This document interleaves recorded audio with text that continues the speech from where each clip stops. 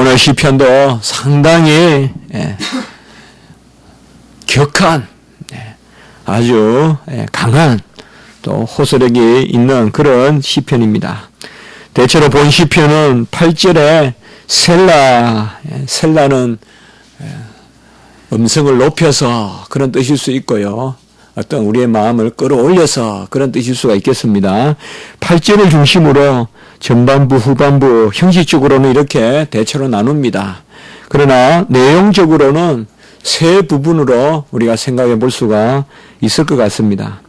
1절에서 8절은 먼저 구원의 주 여호와 하나님이 옛날에 행하신 일, 1절에 보면 옛날에 행하신 일을 기억하는, 특별히 여기 옛날의 일이라는 것은 출애굽 때 바로 애굽에서 건져내시고 광야에서 붙들어 주시고 모든 그런 이방인들을 이기는 그런 하나님의 놀라운 역사, 그것을 특별히 노래하고 있습니다. 그리고 9절에서 16절에 보면 갑자기 이제 주님께서 성도들에게 고난을 허락하시는, 그래서 주께서 하면서 6번이나 주께서라는 주어를 사용해서 우리를 버려두시고 우리를 고난에 처하게 하시고 그러한 성도의 고난에 대한 그런 말씀이 나와 있습니다. 그래서 1절에서 8절까지는 우리를 이렇게 건지시는 하나님, 옛 조상들이 우리에게 전해준 그 우리 출애굽의 하나님, 유월절의 하나님, 장막절의 하나님, 이 하나님이 이제 9절에서 16절에 보면 바로 어찌 우리를 이렇게 버려두시느냐, 주께서 우리에게 핍박을 주시고 잡아먹힐 양처럼 하시고, 이 부분이 이제 두 번째 부분으로 나타납니다.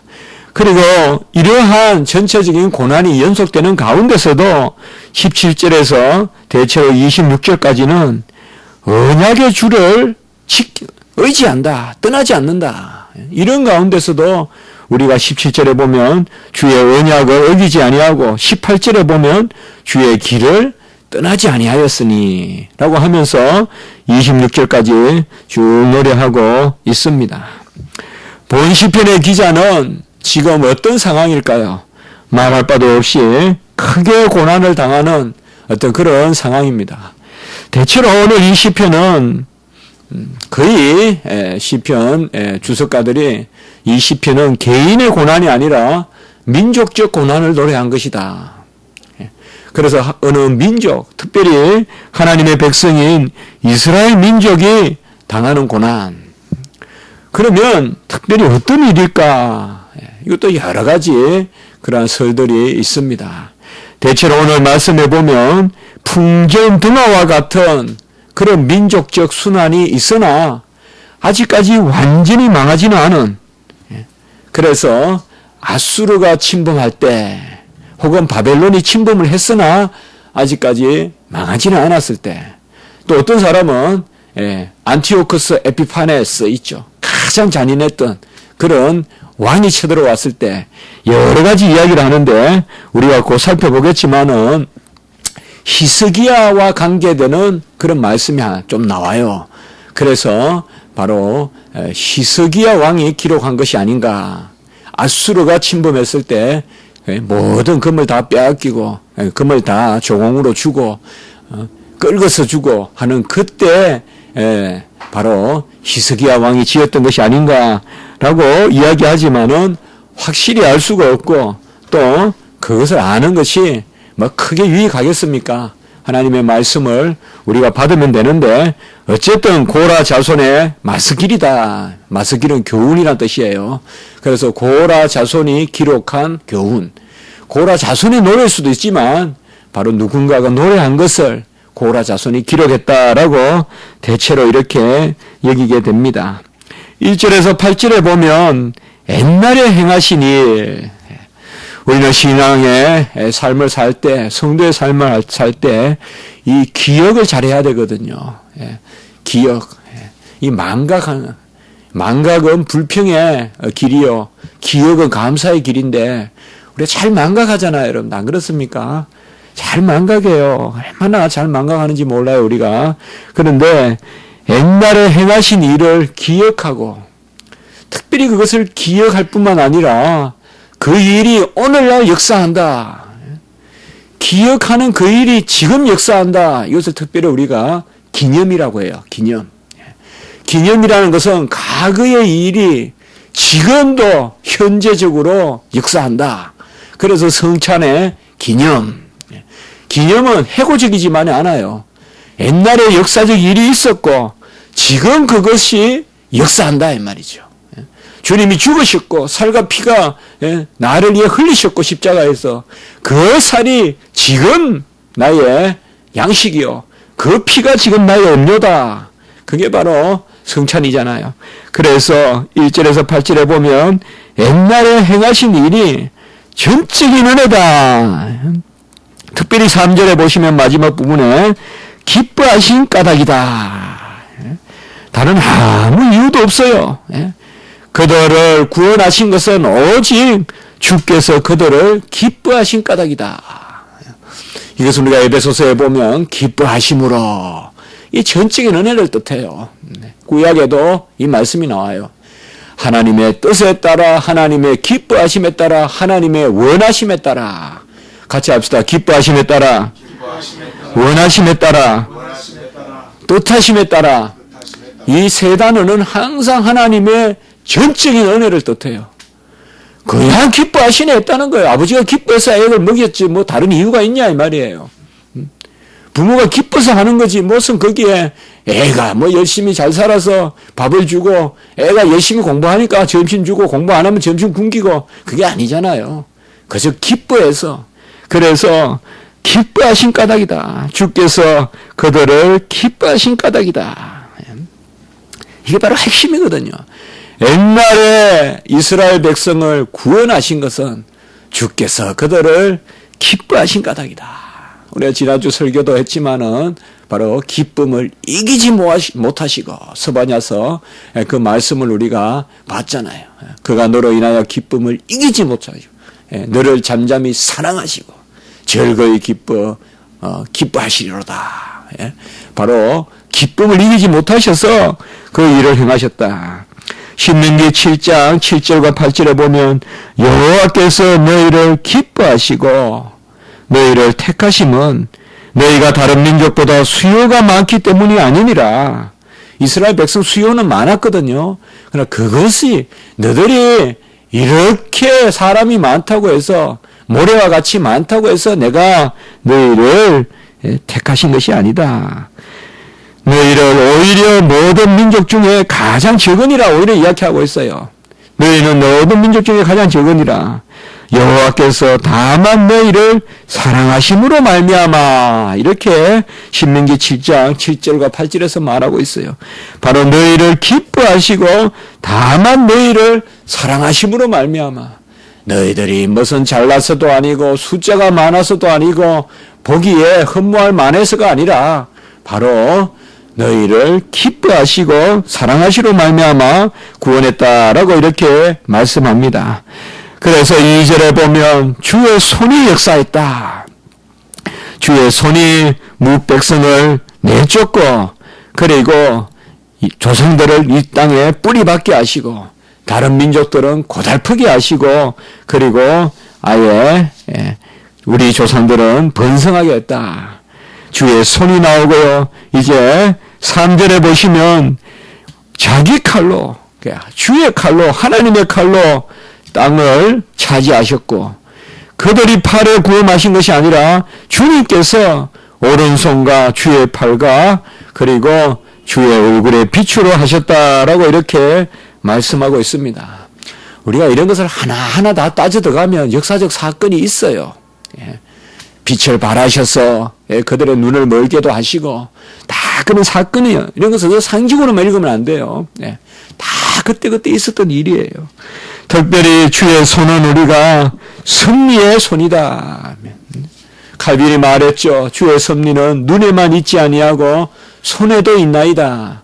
손에 있나이다. 주님은 바라보시기만 하는 것이 아니라 움직이시는 분이다. 아까도 얘기가 나왔죠. 주의 손으로 뭇백성을 내쫓고 주의 손으로 우리를 심으시고 뿌리 받게 하시고 그리고 주의 손으로 우리를 번성하게 하셨다. 마치 나무를 한 송이 심어가지고 잡초를 뽑아내고 나무를 심으니 나무가 싹 자라서 열매가 맺는 꼭 그 모습으로 지금 2절에 보면 기록되어 있어요. 이방은 뽑아내고 이스라엘 백성을 불러다가 심어서 뿌리가 내리게 하고 그리고 번성하게 자라게 했다. 뭐가? 주의 손이 말이에요. 바로 주의 손이다. 그리고 주의 팔은 바로 뭘까요? 능력이다 이 말이에요. 주의 오른손과 주의 팔 이것은 바로 능력이다. 주의 손은 우리가 승리라고 할 수 있겠고 주의 팔과 주의 팔은 바로 능력이다. 성경에 보면 능력의 팔로. 그래서 우리가 그 근위 아래 겸손하라. 잠잠하라. 주의 팔에 권능이 있다. 말이죠. 그리고 주의 얼굴의 빛 이것은 우리가 은혜라고 할 수 있겠습니다. 그렇게 해석해 볼 수가 있겠습니다. 주의 얼굴의 빛 일찍이 야곱을 대면하셨던 그 주의 얼굴의 빛 브니엘 바로 하나님의 얼굴에 있는 빛. 그래서 이스라엘 백성은 자기 칼로 하신 것이 아니라 자기 칼로 땅을 차지한 것이 아니라 바로 여호와께서 그들을 보호하셔서 그의 손으로 그의 팔로 그리고 그의 얼굴의 빛으로 섭리로 능력으로 은혜로 이스라엘 백성을 구원하셨다. 실제로 출애굽은 인류 역사상 이만한 사건이 있습니까? 아주 오합지졸이란 말이에요. 군대가 나라를 점령하는 거 그것도 대단하죠. 알렉산더는 얼마나 정예 군대입니까? 그 마게도냐의 알렉산더의 군대는 세계 최고의 정예 군대거든요. 전부 정예 군대예요. 당해낼 수가 없어요. 일당백이에요. 알렉산더 군대는. 그러니까 그들이 하는 전쟁마다 이기죠. 그런데 알렉산더가 이 타고난 전략가거든요. 제가 미국에 있을 때 그런 쭉 세계 전사를 TV에서 해주는 것을 한 해 보니까 알렉산더가 나오는 걸 봤어요. 알렉산더가 얼마나 용맹이 대단하고 머리가 뛰어난지. 전쟁에 관해서는 타고난 사람이에요. 알렉산더. 그에 또 스승이 또 아리스토텔레스 또 우리 스승도 있고. 그래서 전쟁의 어떤 그런 장수가 잘 싸우는 것이야 우리가 이해할 바가 있어요. 징기스칸도 또 얼마나 그런 몽고의 그 대장군이에요. 그럼 우리 이해할 바가 있어요. 그러나 이스라엘 백성은 칼이 없는 백성이에요. 칼이 없어요. 이 사람들은. 청동기 시대예요. 칼이 없어요. 종들이 무슨 칼을 쥐고 다녀요. 여러분들 농부들이 무슨 칼 쓸 줄 압니까? 이 사람들은 용사들이 아니에요. 그런데 바산하고 옥가 아모리아 시온가 당대 최고의 대 군대들을 물리친다고요. 쫙 물리치면서 그렇게 올라간다 이 말이죠. 그럼 누가 했나 이 말 누가? 그들의 칼로 한 것이 아니다.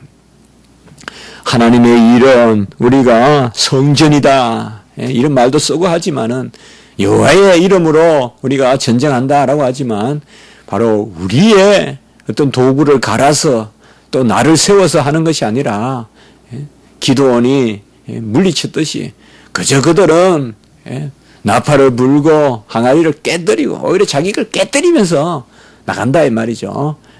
그러면서 횃불을 들고 비추라 하면서 나가는 게 바로 이스라엘 백성의 일이다.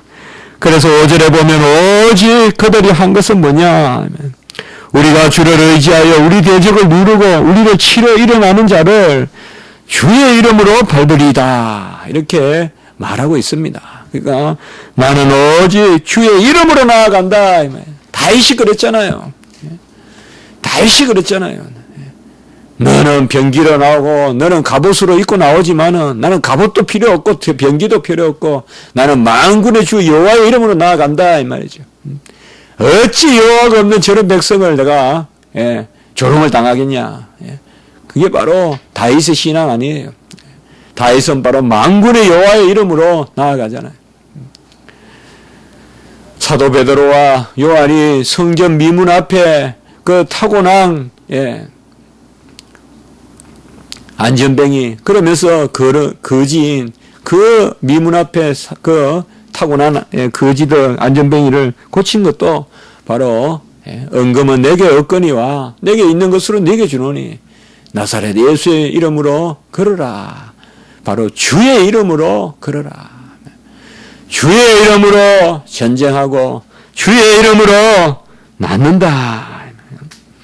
우리는 무슨 일을 하든지 내 일이 아니다. 주님의 이름으로 나아가야 된다. 전신갑주를 입어야 된다. 그것을 노래하고 있습니다.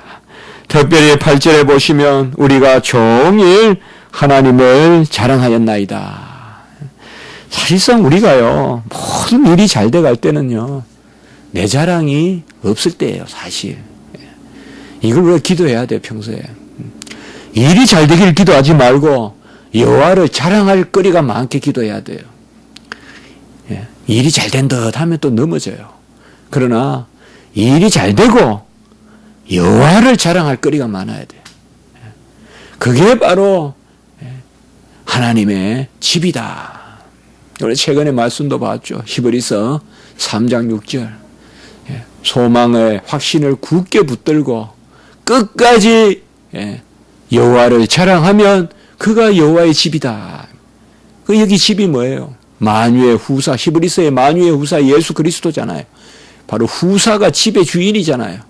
결국은 우리도 상속자다 이 말이에요. 우리가 여호와를 굳게 소망의 확신과 자랑을 끝까지 붙들면 우리가 여호와의 집이다. 우리가 그의 집이다라고 히브리서 3장 6절에서 말하고 있습니다.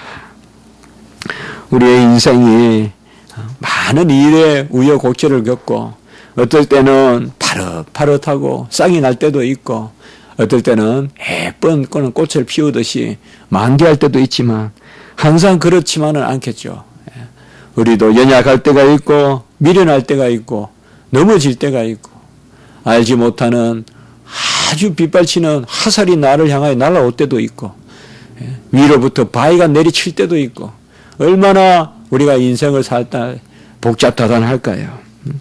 어떻게 보면 오늘 이 시간 이렇게 우리가 예배를 드리는 평화롭게 예배를 드리는 이 시간은 정말 하나님께서 우리에게 허락하신 인생의 아주 어떻게 보면 적은 부분의 시간일 수도 있어요.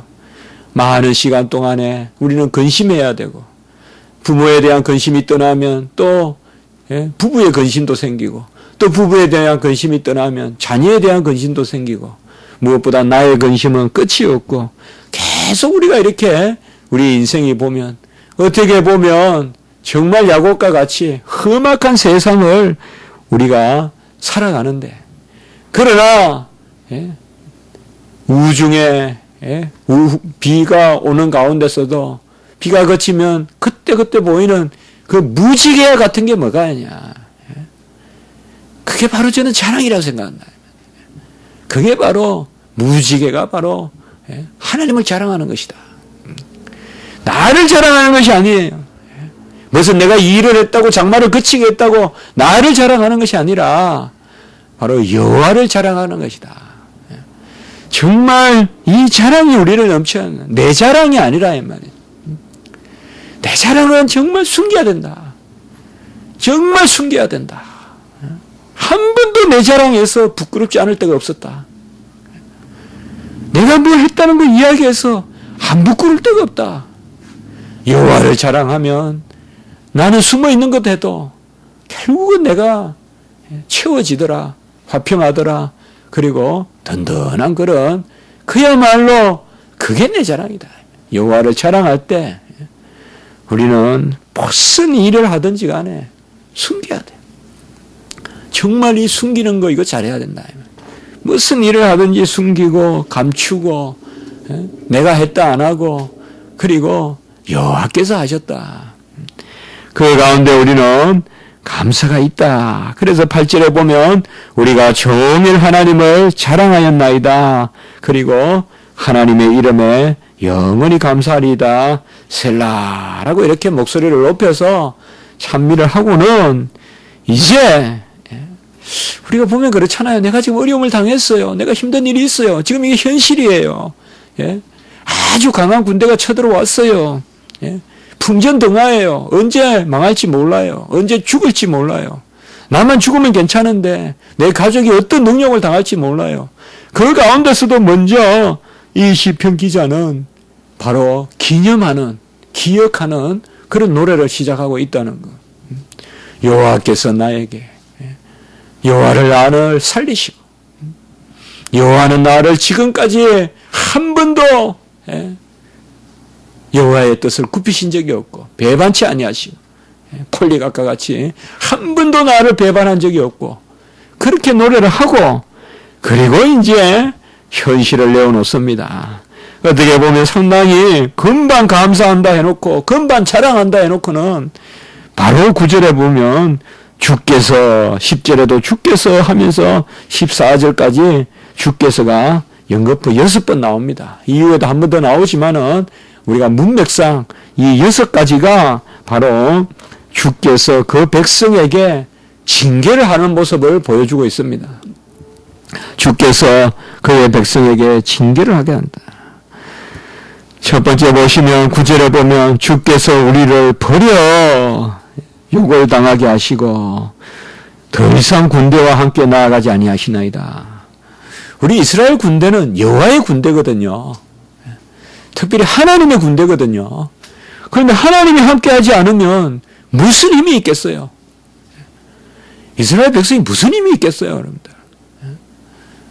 하나님이 함께하지만. 그런데 주께서 우리를 버려서 막 아수르 쳐들어오니까 뭐 아무 힘도 못 쓰고 모압에게 당하고 암몬에게 당하고 애굽에게 당하고 아수르에게 당하고 바빌론에게 당하고 이제 뭐 여기서 터지고 저기서 터지고 계속 당하기만 하니까 바로 우리에게 욕을 당하게 하시고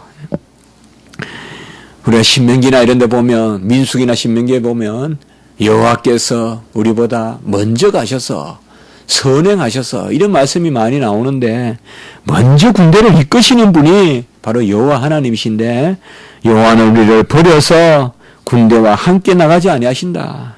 그리고 10절에 보면 주께서 우리를 대적들에게서 돌아서게 하시니 이 말은 돌아선다는 말은 도망치게 한다는 거예요.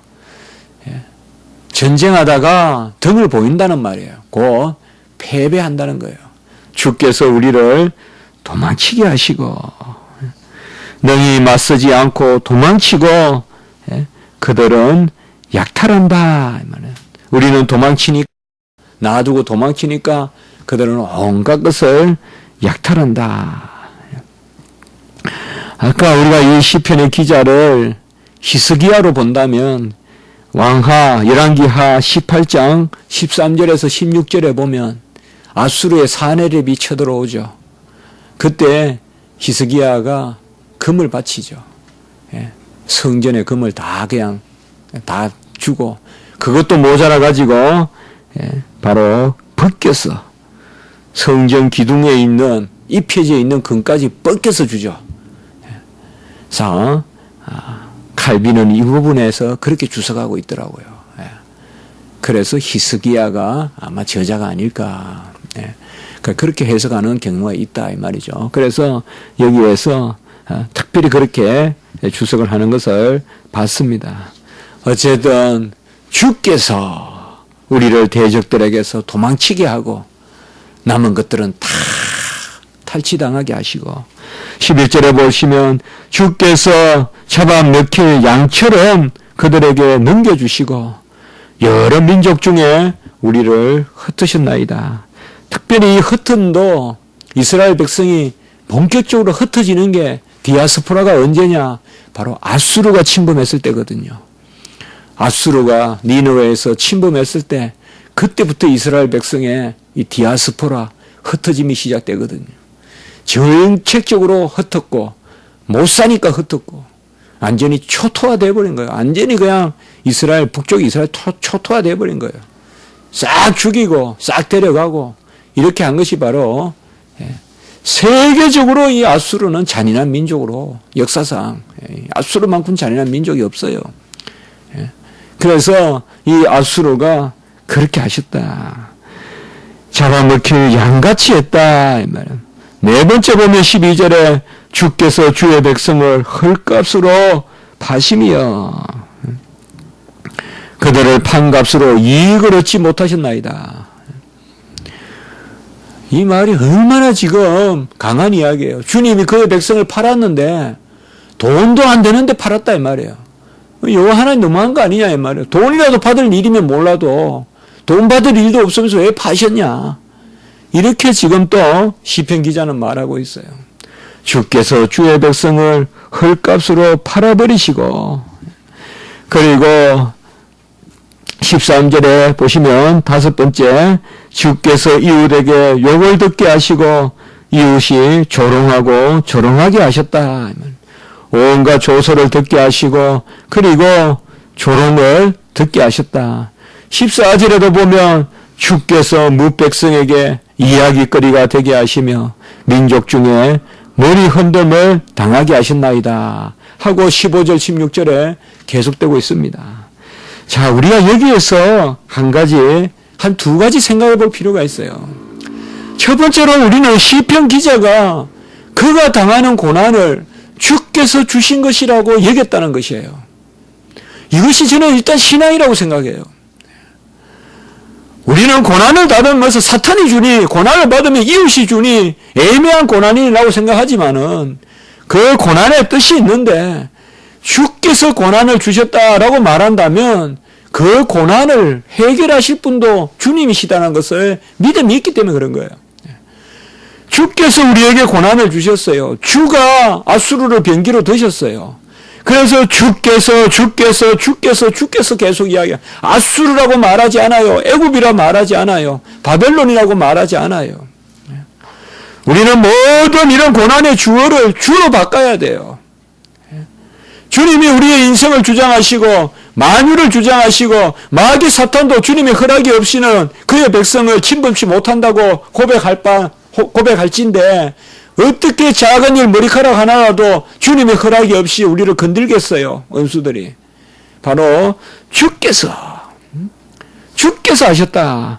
그리고 이미 여러분들 시편을 이걸 읽으면서 느끼겠지만 결국 이 일을 당하신 분이 누구냐 이 말이에요. 구속사적으로. 예수님 아니시냐 이 말이에요. 예수님이 11절에 잡아먹힐 양처럼 그들에게 넘겨주시고 12절에 보면 은산십에 팔리고 헐값에 팔렸잖아요. 돈도 안 되는 거잖아요. 그래서 돈도 안 되니까 무르자 했잖아요. 가룟 유다가. 얼마나 이 말씀이 그대로 예언의 말씀입니까? 결국 주께서 하신단 말이에요. 주님께서 얼마나 고난을 당하셨어요. 그리고 그들이 얼마나 머리를 흔들면서 조롱했어요. 예수님을 때리고 치면서 눈을 가리고 누가 때렸느냐 맞춰보라 하면서 네가 선지자이거든 맞춰보라 하면서 온갖 욕을 했다고 누가복음에 기록되어 있어요. 많은 말로 욕했다. 이렇게만 기록해 있어요. 네가 선지자이거든 누가 때렸는지 맞춰보라 하면서 눈을 가리고는 때리고 치고 그리고 많은 말로 욕했더라. 무슨 말이겠어요? 성경에 기록하지 않았지만 이 세상의 온갖 더럽고 쓰레기는 다 끌어모아서 주님께 퍼부었을 거 아니에요. 그게 바로 여기 나오는 조소와 조롱과 종일 능력이 내 앞에 있고 비방하는 소리, 욕하는 소리.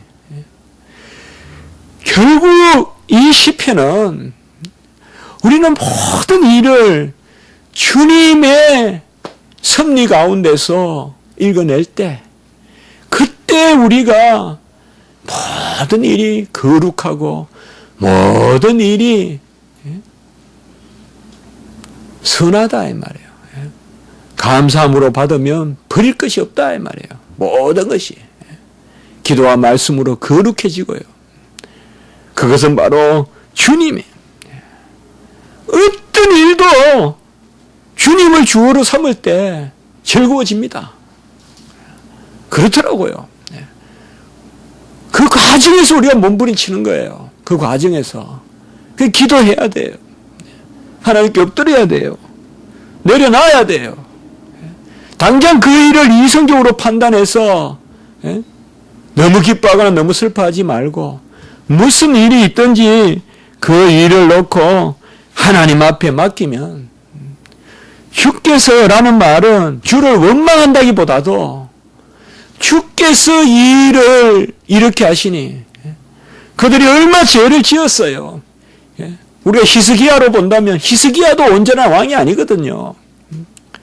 히스기야는 결국은 병을 낫게 했지만은 그가 온전히 살았다 볼 수 없어요. 히스기야가. 최근에 그런 책도 나오대요 보니까. 결국 히스기야는 실패한 왕이에요. 히스기야도. 어떤 면에서. 그러면 결국은 뭐예요? 주께서 우리에게 하신다. 그 가운데서 예수 그리스도가 우리 고난을 가져가신다. 우리는 크게 이렇잖아요. 분명한 건 이거거든요. 나는 실수한다. 나는 잘못이 있다. 아무리 잘 살려고 해도 나는 여전히 연약하다. 그러면 그 일을 우리가 어떻게 받아들여야 되겠어요? 주 안에서 어떤 징계가 있더라도 주 안에서 내가 회복될 수 있다. 그래서 바로 주께서 이 고난을 주시고 결국은 주께서 이 고난을 가져가시는 거예요. 그게 바로 아들을 보내셔서 우리 대신에 죽을 양과 같이 내주시고 그리고 온갖 능력을 당하시고 헐값에 팔리시고 이웃에게 욕을 당하고 그래서 17절 18절에 보면 시편 기자는 아까 말씀드렸던 세 번째 부분 이런 일이 임하였으나 주의 언약을 어기지 아니하고 주의 길을 떠나지 아니하였다. 저는 이 시편을 읽으면서 이건 상당히 욥기와 유사하다. 욥의 심령과 이 시편의 기자의 심령이 아주 저는 닮아 있다. 정말 지금 섭리의 하나님, 언약을 지키시는 하나님, 그 하나님에 대한 신앙을 노래하고 있는데 그럼에도 불구하고 욥의 친구들이 이것을 보면 욥의 친구들이 9절에서 16절을 보면 욥을 불평하는 사람으로 여기겠죠. 그러나 시편의 이 9절에서 16절은 불평이 아니라 이 말이에요. 이건 불평이 아니에요. 어떤 욥의 마음이에요. 정말 주께서 우리가 이렇게 고난을 두시나이다. 그러나 내가 주의 언약을 어기지 아니하고 주의 길로 나아간다라고 이렇게 말씀하고 있습니다. 그리고 특별히 21절에 보면 특별히 전 이 구절을 보면서 욥을 생각했어요. 무릇 주는 마음의 비밀을 아시나이다. 그래서 오늘 제가 제목을 마음의 비밀을 아시는 주. 그래서 이 마음의 비밀. 우리가 간혹 기도하다 보면 이런 생각이 들 때가 있잖아요. 정말 하나님과 나만의 어떤 비밀. 내 마음의 비밀. 주야 왜 이러십니까? 왜 이러십니까? 하면서도 주를 의지하는 것. 비판하는 게 아니요. 불평하는 게 아니요. 주여 왜 이렇게 주여 종을 이렇게 모십니까? 왜 금방 또 나왔지만은 성량의 처소로 사망의 그늘로 덮으시나이까? 19절에 또 말씀하고 있죠. 주께서 성량의 처소, 야생동물의 처소로 우리를 밀어 넣으시고 그리고 사망의 그늘로 우리를 집어 던지시고 그러나 바로 20절에 보세요. 우리 하나님의 이름을 잊어버렸거나 우리 손을 이방신에게 향하여 폈다면 그게 분명히 뭐예요? 지금 시편 기자는 신앙을 지켰다는 거예요. 신앙이 없다는 게 아니에요. 지금 시편 기자는 어찌 나를 그곳에 밀어 넣습니까? 하면서도 내가 이방의 손을 편 적이 없고 이게 저는 욥의 수준이다 이 말이에요. 지금 이 시편 기자가 욥의 수준에서 시편을 쓰고 있다 이 말이에요. 그저 욥은 불평한 것이 아니라 지고한 여호와 하나님의 승리를 묻는 것이죠. 특별히 25절에 보면 내 영혼은 진토 속에 파묻히고 우리 몸은 땅에 붙었나이다. 이게 상당히 엽기적인 표현이거든요. 내 영혼은 진토에 묻히고 내 몸은 땅에 붙었나이다. 영육 간의 고난을 당하는 거예요, 지금. 영육 간의 고난. 영혼과 육체의 고난. 육체와의 고난만, 전쟁에서 지는 고난만이 아니라 내 영혼이 여호와 하나님께 주의 뜻이 어디 있습니까? 섭리가 어디 있습니까? 여기에서 우리는 22절의 말씀, 바로 로마서 8장 36절의 인용이 되죠. 22절의 말씀, 우리가 종일 주를 위하여 죽임을 당하게 되며 도살할 양같이 여김을 받았나이다. 이것을 그대로 사도 바울이 로마서 8장 36절에 인용합니다. 이것은 예수 그리스도에 대한 되지만은 로마서 8장 36절에는 성도의 고난의 부분입니다. 예수 그리스도의 고난의 부분이 아니에요. 로마서 8장은 뭐예요? 성화잖아요. 그 성화 과정에서 우리가 종일 주를 위하여 죽임을 당하게 되며 도살할 양같이 여김을 받았나이다. 바로 성화 과정에 로마서 8장을 이야기하면서 이 시편 44편 22절을 인용하고 있어요. 어떻게 보면 오늘 이 시편은 우리가 성화되는 과정에서 날마다 겪는 일일 수 있다. 우리는 먼저 기억해야 된다, 기념해야 된다. 그러나 나의 부족한 가운데서 여호와의 막대기와 모는 지팡이와 그의 막대기를 우리가 주께서 하신다고 여겨야 된다. 그러나 그의 언약을 떠나서는 안 된다. 그의 길을 떠나서는 안 된다. 내가 도살할 양같이 어려움을 당하더라도 내가 주를 굳게 붙들고 마지막 절에 일어나 우리를 도우소서 인자하심으로 말미암아 우리를 구원하소서. 오늘 이 한 편의 시를 통하여서 우리는 어떻게 보면 바로 이것이 우리의 마음이어야 되고 우리의 노래여야 되고 또 우리의 노래이다라고 우리가 이렇게 여기는 것입니다. 어려운 일이 있습니다. 힘든 일이 있습니다. 그러나 여호와 하나님으로 말미암아 찬미하고 그의 뜻을 우리가 새기고 다시금 우리를 일으켜 세우시고 능하게 하시고 흥하게 하시는 그 하나님 앞에 맡기고 나가는 그런 은혜의 역사가 있기를 원합니다. 한번 기도드리겠습니다. 거룩하고 자비로우신 하나님 아버지, 목전에 적이 닥쳐도 여호와의 행사를 기억하고 그리고 지금의 고난을 그 적에게 돌리지 아니하고 주께서 주가 하시는 일로 여기며 그리하여 그 일을 통하여서 다시 주께로 돌아가는 이러한 시편의 아름다운 시편 기자의 마음, 곧 하나님의 우리를 향하신 마음을 읽게 하시니 감사합니다. 어떤 일이 있더라도 좌절하지 말게 하시고 절망하지 말게 하시고 우리가 나를 사랑하는 여호와 하나님을 더욱 굳게 의뢰하는 그 자리로 나아갈 수 있도록 주여 인도하여 주시옵소서. 이제 기도 드릴 때 저희들 불쌍히 여겨주시고 우리의 연약한 심령, 작은 음성, 우리의 아버지여, 부족한 아버지여, 모든 그런 외침을 여호와 하나님이 기뻐 받아주시고 우리를 우리보다 더 잘 아시는 하나님께서 우리의 모든 일을 인도하여 주시옵소서.